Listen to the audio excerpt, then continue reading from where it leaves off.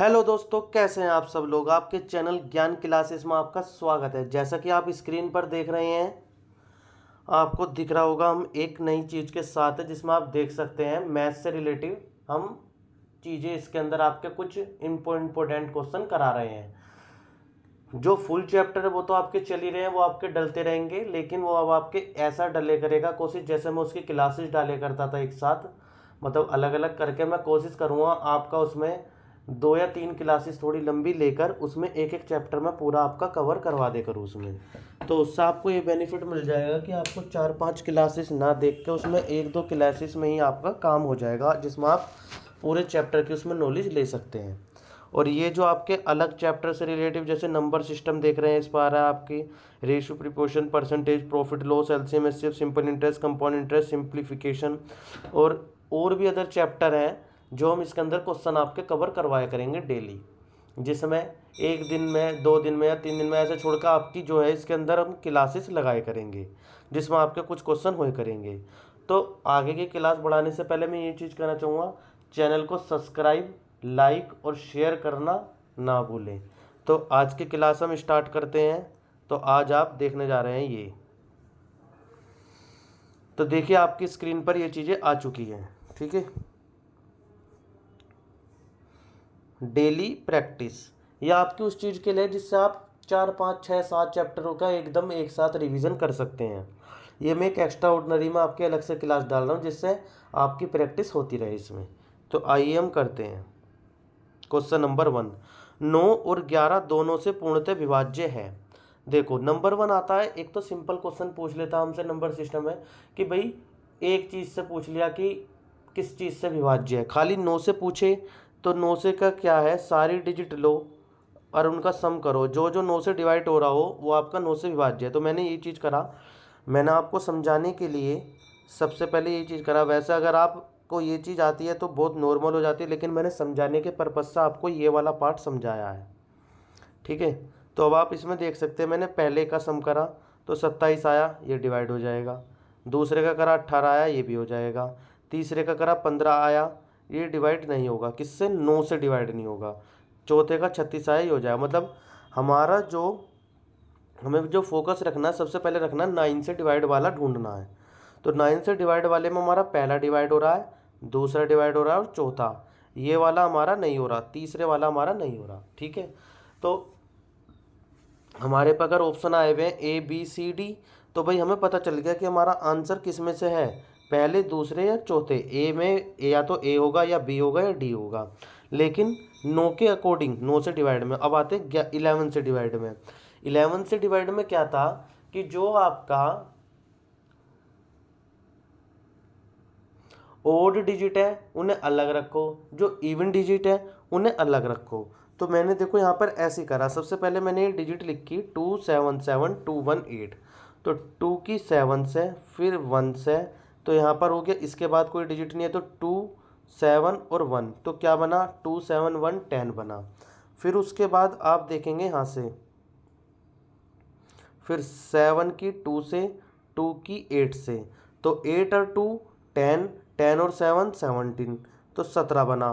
तो अगर आप देखो कि 10 में से 17 घटाते हैं तो -6 आता है, जबकि उसका रूल क्या है कि सम डिजिट और इवन डिजिट को, मतलब ओड डिजिट और इवन डिजिट का सम करने के बाद जो डिफरेंस आए, या तो आए 0, या तो आए 0, या फिर कुछ ऐसी डिजिट हो जो 11 से डिवाइड हो जाए। तो 11 का रूल ये है। अब बात आती है कि 11 का रूल आपको मिलेगा कहाँ पढ़ने के लिए। तो मैंने नंबर सिस्टम की क्लास डाल रखी है पूरी अपने यूट्यूब चैनल पे, प्लेलिस्ट में आप उसमें जाकर चेक कर सकते हैं। तो उसमें आपको डिविजिबिलिटी रूल पूरा दिख जाएगा। तो इसलिए ही मैं बता रहा हूँ, अगर आपने वे क्लासेस दे रखी होंगी तो ये नॉर्मल तरीके से आप क्वेश्चन कर पाओगे। तो हमारा फिर हमने सेकंड वाले पर अप्लाई करा।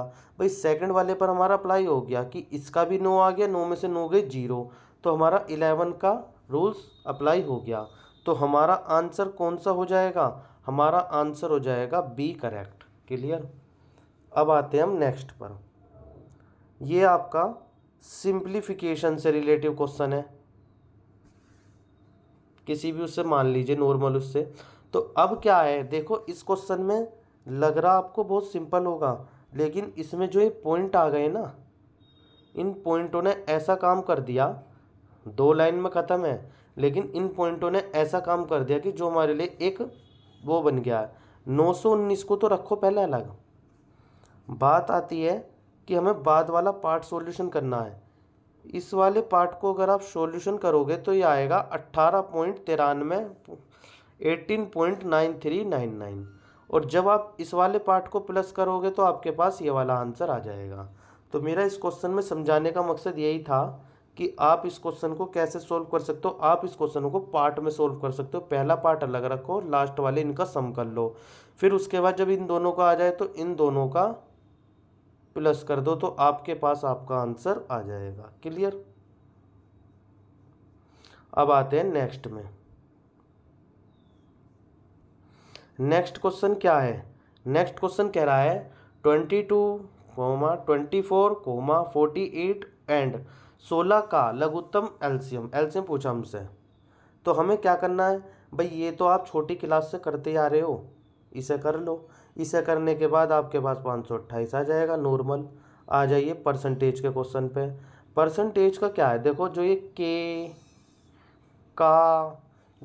का होते हैं, मेन चीज़ होते हैं। मेन चीज़ क्या होते हैं? ये आपको ये चीज़ बताते हैं कि कैसे क्या चीज़ करनी है। ठीक है, आइए।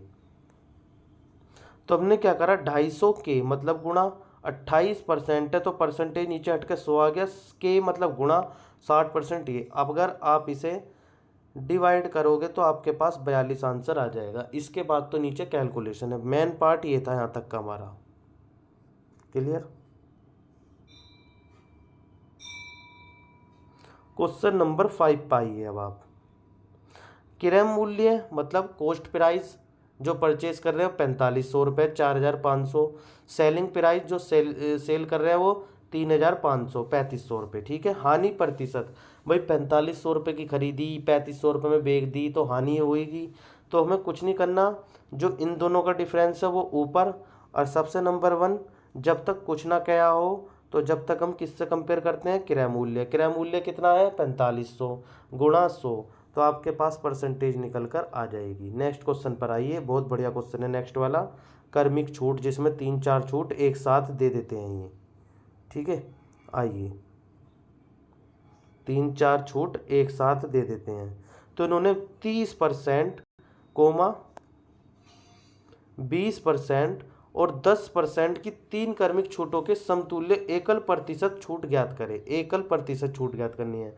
तो इसे करने के लिए भाई कुछ नहीं करना होता। सबसे नंबर 1 पार्ट होता हमारा 100 में से दे रखा होगा, 100 माइनस। अब 100 का 70% मतलब 100 में से 30 गए तो 70, 100 में से 20 गए तो 80, 100 में से 10 गए तो 90। ये परसेंटेज आप कैलकुलेट, देखो मेन पार्ट यहाँ तक था, इसके बाद आपकी कैलकुलेशन है। आप देख रहे होंगे कैलकुलेशन है। इसे करते करते हमारे पर आंसर यहाँ पर आ जाएगा।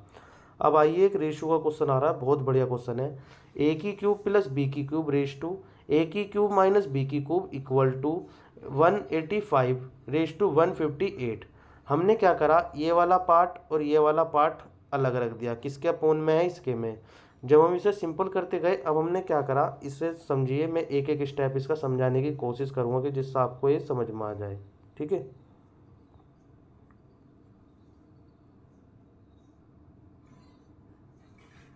आइए।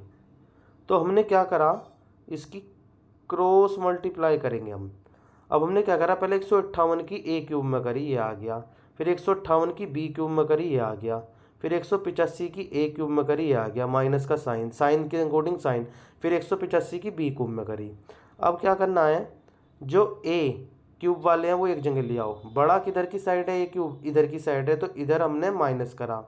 चाहे इधर ले जाके कर लो, बात वही है। तो आपका क्या बचा, 27 ए क्यूब, और ये आपका इधर चला गया तो 343, 343 बी क्यूब।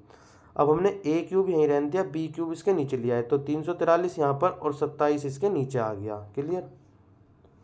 जब नीचे आ गया तो हमने देखा कि भाई हम पे एक ऑप्शन बन रहा है, ये ए क्यूब मतलब क्यूब इधर ले जाओ। जब आप ये क्यूब इधर ले जाओगे तो आपका रूट में बदल जाता है। ये चीज़ कायम है, रूट में बदल जाती है इधर जाने पर। अब मेन चीज़ वो है, कुछ दोस्त ये कहेंगे कि ये कैसे हुआ। भाई अगर आपने पूरी क्लास वो देखी भी होती तो उसके अंदर आपको इसके फॉर्मूले कॉन्सेप्ट सब चीज़ समझाई गई हैं, तो आप वहाँ से सीख जाते हैं। यहाँ पर आपके डायरेक्ट लग रहे हैं। तो अगर आप 343 का क्यूब करोगे तो 7 आता है, 227 का क्यूब करोगे तो 3 आता है। तो a⁻b की वैल्यू आ गई 7�3, जो हमसे पूछी गई थी, ये रही। ठीक है दोस्तों, आज की क्लास हम यहीं तक ही रखते हैं। चैनल को सब्सक्राइब, लाइक, शेयर करना ना भूलें। जय हिंद, जय भारत।